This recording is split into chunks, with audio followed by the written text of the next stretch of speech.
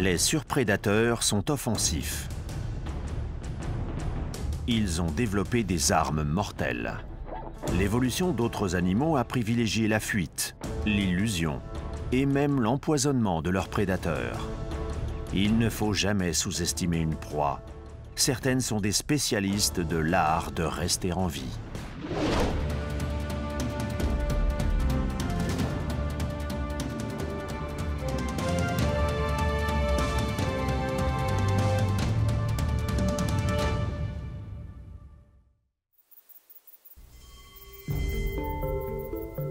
Dans les champs et les jardins, il est courant de voir des guêpes et des abeilles. Mais à y regarder de plus près, on découvre parfois des mouches déguisées.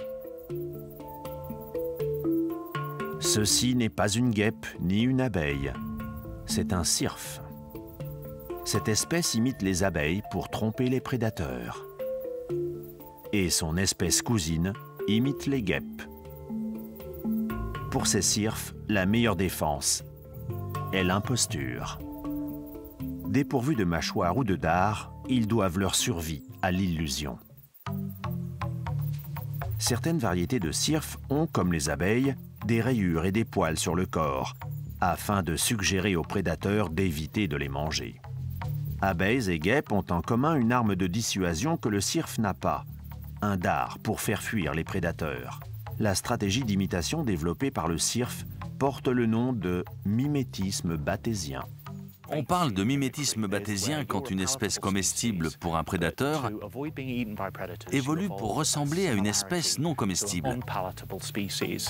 Cette ressemblance est souvent morphologique. Elle concerne l'apparence, mais parfois aussi le comportement.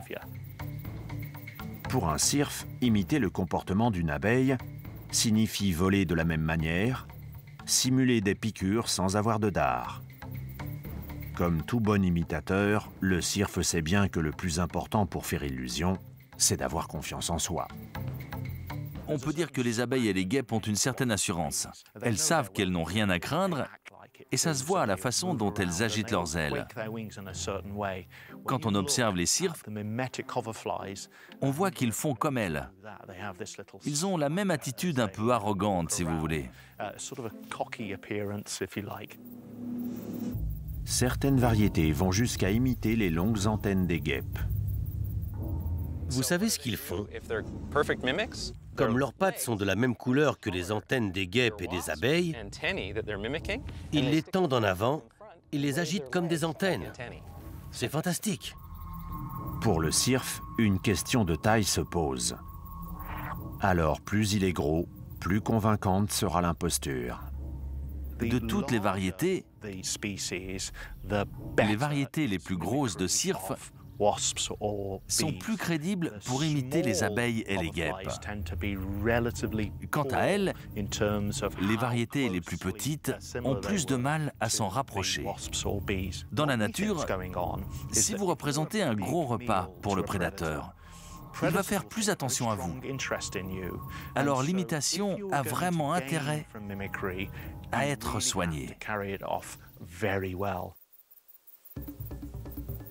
Mais en dépit de l'astucieuse mascarade, on fait vite la différence entre un cirfe et une abeille ou une guêpe.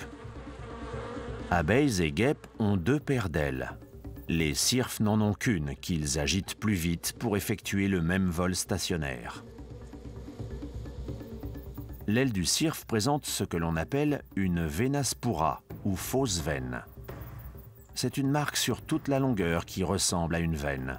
Les ailes des abeilles et des guêpes présentent, elles, de véritables veines.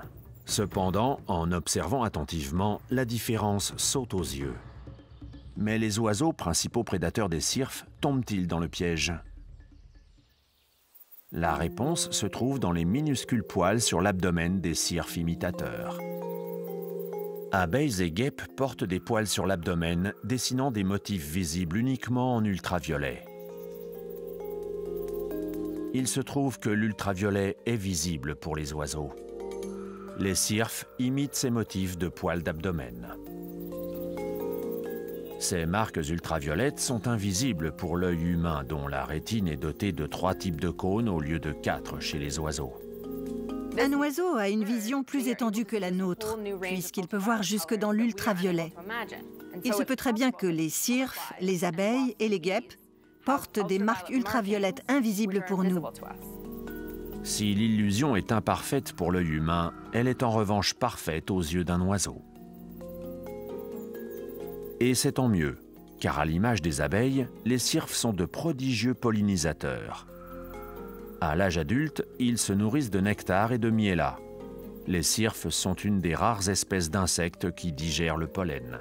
Dans bien des écosystèmes, le rôle des cirfes est aussi important que celui des abeilles. C'est d'autant plus le cas quand on s'éloigne de l'équateur vers le sud ou le nord. Donc dans les zones tempérées, ce sont des pollinisateurs plus importants que les abeilles.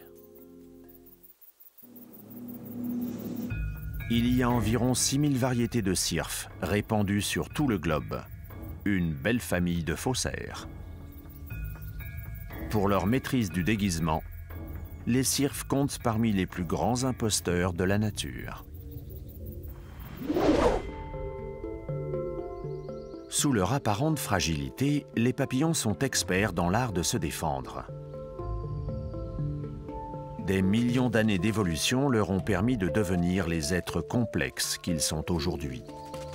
Le papillon connaît 3 transformations totales avant d'atteindre l'âge adulte, dans un processus lui-même en 4 étapes. La métamorphose complète.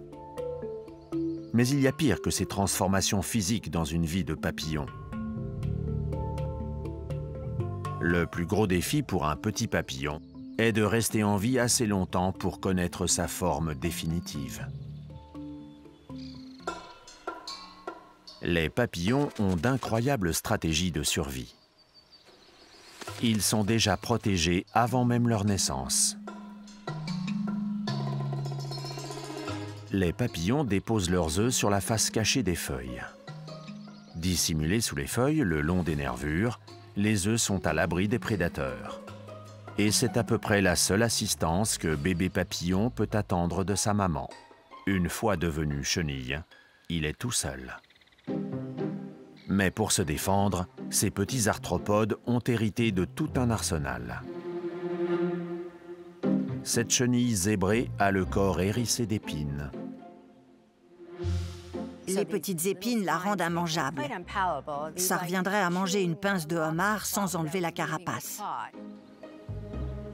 Les épines renferment un acide dangereux pour les prédateurs. Si un oiseau ou un lézard mange cette chenille, il sentira une brûlure qui va le décourager de recommencer.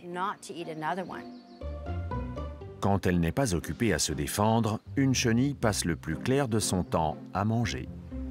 Elle fait le plein d'énergie avant d'attaquer la transformation finale.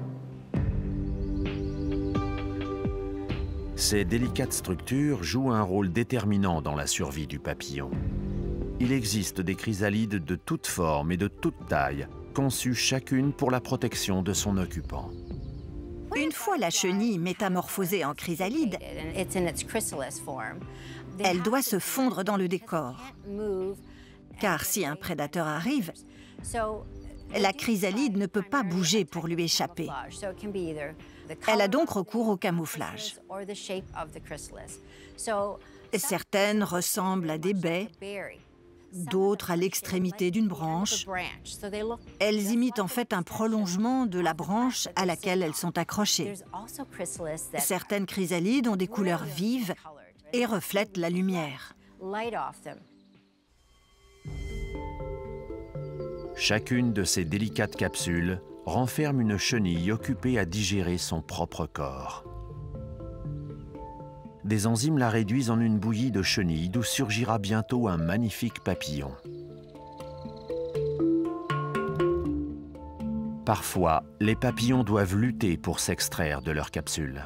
Celui-ci a du mal. Sa tête est coincée. Il parvient enfin à se libérer. Une fois toutes les parties de son corps dégagées, le papillon ne doit surtout pas lâcher prise. C'est le moment critique du processus d'émergence, car le nouveau papillon est alourdi par un épais fluide. S'il tombe, c'est la mort assurée. Le fluide va servir à gonfler ses ailes.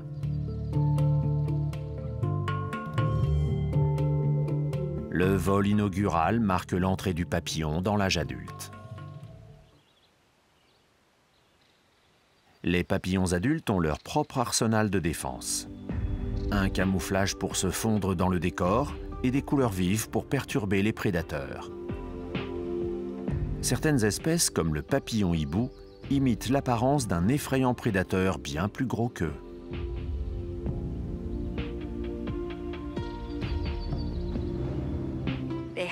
Vous voyez ces taches? Elles font penser aux yeux d'un carnassier. En les voyant, le vrai prédateur ne songe plus à passer à table, mais à s'enfuir. Les scientifiques ont observé chez le papillon bien d'autres stratégies d'adaptation pour échapper à ces prédateurs. On a récemment découvert que plusieurs espèces ont des oreilles qui leur permettent de localiser leurs poursuivants. Personne ne sait que les papillons ont des oreilles. Ils ne font pas de bruit, donc on ne pense pas à leur système auditif. Pourtant, nous avons trouvé des organes de l'ouïe miniatures très développés à la base des ailes chez certaines espèces. Les oreilles ont commencé à se développer chez les papillons de nuit il y a déjà plusieurs millions d'années pour leur permettre d'échapper aux chauves-souris. Après quoi, de nombreuses espèces ont évolué vers une vie diurne et utilisent maintenant leurs oreilles pour échapper aux oiseaux. Avec des défenses adaptées à chaque stade de leur croissance, les papillons sont bien équipés pour la survie. Si le papillon est encore vivant à la fin de l'année, il pourra enfin se reposer un peu avant de démarrer un nouveau cycle.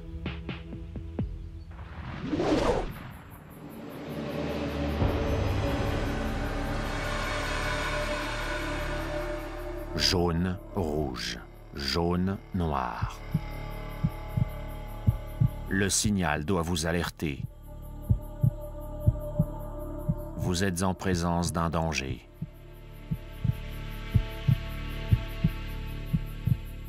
Ce sont les couleurs du serpent corail, de la famille des élapidés, une des plus mortelles.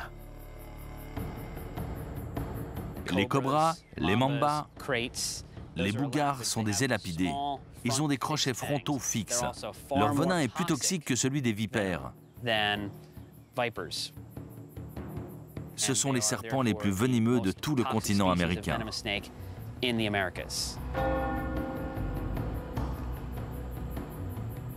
En l'absence de soins, une morsure de serpent corail peut provoquer une paralysie musculaire, entraînant une insuffisance respiratoire ou cardiaque.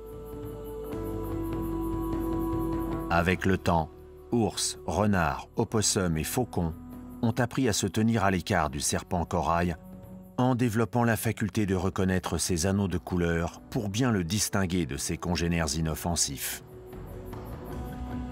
Les prédateurs ont retenu la leçon. S'ils sont mordus par un serpent dont les anneaux se suivent dans l'ordre jaune-rouge, jaune-noir, c'est la mort.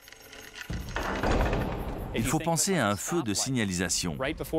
Avant le rouge, il y a l'orange. Et les deux se succèdent comme les anneaux rouges et jaunes du serpent corail. Et ils signifient la même chose. Attention, ralentissez et stop. En termes de survie, les anneaux du serpent corail sont un parfait mécanisme de défense. La science a démontré que les prédateurs sont imprégnés par le message d'alerte des anneaux, même dans le cas de nouveau-nés qui n'ont pas encore rencontré de serpent corail.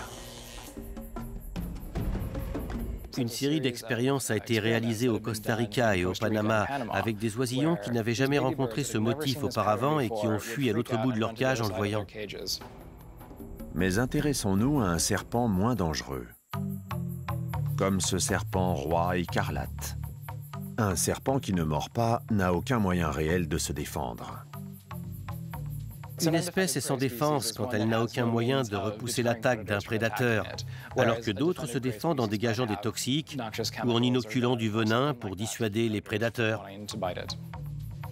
Mais si ce serpent roi est vulnérable aux prédateurs, comment survit-il? C'est un imitateur de grande classe, un imposteur total, une arme chargée à blanc. Il s'est adapté de manière à ressembler à son cousin venimeux. Le mimétisme est un comportement très répandu chez les animaux, pour obliger les prédateurs à les laisser tranquilles. Il s'agit de provoquer le prédateur, de lui dire « Tu veux vraiment prendre le risque ?» Comme le cirfe avec les abeilles, le serpent roi écarlate a développé un mimétisme bathésien. Le mimétisme bathésien, c'est quand une espèce dangereuse est imitée par une espèce inoffensive. Mais comment ce serpent roi est-il parvenu à imiter le serpent corail? Par quelle transformation physique a-t-il pu changer les motifs de sa peau? La couleur des serpents est produite par un groupe de cellules appelées chromatophores. Le serpent corail, le serpent roi et tous les autres serpents disposent au départ du même choix de pigments. La sélection naturelle est le moteur de ce mimétisme. Si ce serpent roi ressemble davantage à un serpent corail que ses congénères, il survivra plus longtemps et aura plus de chances de se reproduire. La ressemblance s'accentue avec le temps parmi les individus, parce que c'est la descendance des animaux résistants qui va peupler plus rapidement l'espèce. Mais si on y regarde de plus près, l'imitation est loin d'être parfaite. Ils font de leur mieux, mais la copie ne vaut pas l'original.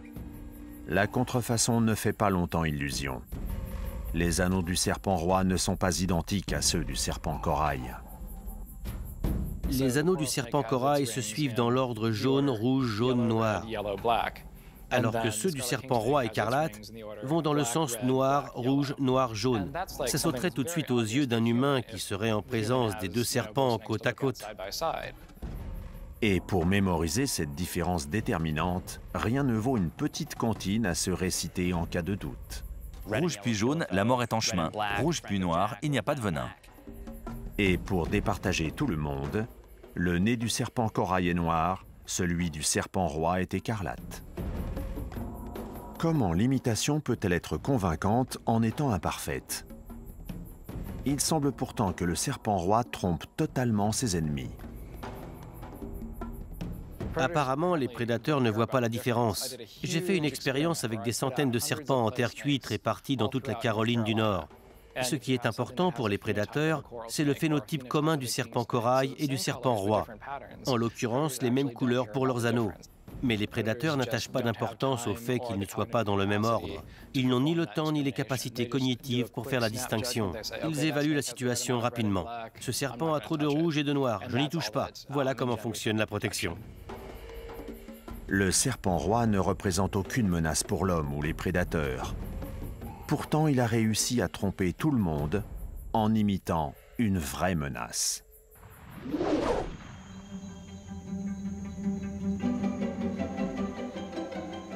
À première vue, les grenouilles ont un air plutôt sympathique. C'est pourquoi elles deviennent des jouets d'enfants ou des marionnettes célèbres. Mais les grenouilles que voici ne sont pas pour les enfants, ni pour leurs parents. Une goutte du venin de ces grenouilles venimeuses appelées dentrobates peut tuer une personne. Minuscules, de couleur vive, on les nomme aussi grenouilles à flèches empoisonnées. Mais leur jolie peau colorée dégage un venin très toxique. Certaines tribus indigènes trempaient leurs pointes de flèches de sarbacane dans ce poison avant de partir à la chasse. Les grenouilles, elles, ne l'utilisent pas pour chasser, mais pour se défendre contre les prédateurs.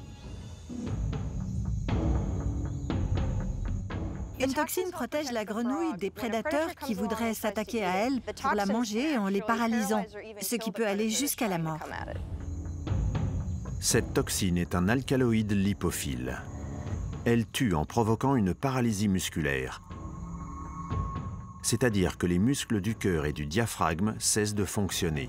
La victime ne respire plus et son sang ne circule plus. Les scientifiques s'interrogent sur l'origine de ce venin.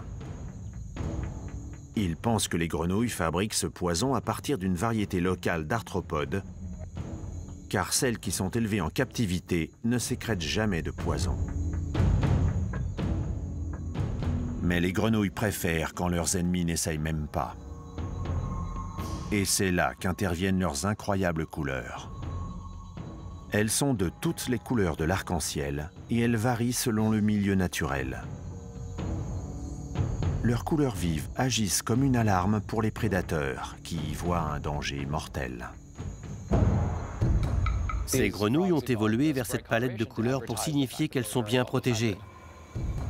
Des chercheurs ont utilisé de fausses grenouilles ayant des couleurs et des motifs proches de ceux des grenouilles toxiques de la région. Et grâce à cette expérience, ils se sont rendus compte que cela est beaucoup plus dissuasif auprès des prédateurs. Certaines grenouilles arborent même d'étranges motifs uniques pour dissuader les prédateurs en devenant difficiles à identifier. Les grenouilles sont capables de modifier ces schémas de motifs. Certaines ont des rayures autour des yeux, d'autres une rayure sur tout le dos, ce qui brouille les caractéristiques que les oiseaux et les serpents ont besoin de reconnaître pour les identifier. Parmi la centaine d'espèces de grenouilles d'entrebât, celle-ci est la plus mortelle. La grenouille cocoï de Colombie. Elle est considérée comme l'un des animaux les plus venimeux au monde. La grenouille cocoï vit dans la forêt amazonienne en Colombie. On l'a trouvée dans 5 lieux différents. Et ce qui est fou, c'est qu'elle a assez de poison pour tuer une vingtaine de personnes. Une seule grenouille. Cet incroyable système de défense semble fonctionner à merveille. Une seule espèce de serpent a réussi à développer une immunité contre ce venin. Ces grenouilles sont bien loin d'être d'innocentes créatures. Elles sont minuscules, mais elles transportent l'arme fatale pour tenir les prédateurs en respect. Rester en vie est la priorité numéro 1 de ces experts en défense. Le mimétisme ou la menace d'empoisonnement sont leurs armes de dissuasion massive pour échapper aux griffes des prédateurs.